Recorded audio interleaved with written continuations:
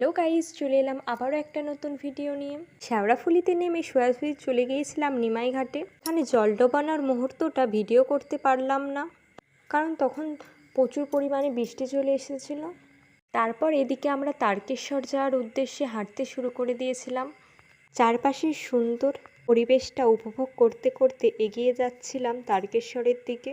রোদের সময় বেশিক্ষণ হাঁটতে পারছিলাম না, তাই সন্ধ্যের দিকে আবার শুরু করলাম হাঁটা। সন্ধ্যের পর থেকে রাস্তায় ভক্তদের এত ভিড় হয়েছে, আর রাস্তায় একটু ছাড়া ছাড়া দিয়ে দিয়েছিল বক্স। বাবা তারকেশ্বর মন্দিরে কে কে যাচ্ছ অবশ্যই কমেন্ট করে জানাবে। আমি তো এই প্রথমবার যাচ্ছি, আর কিছুক্ষণের মধ্যে আমরা পৌঁছে যাব প্রথম গেটে।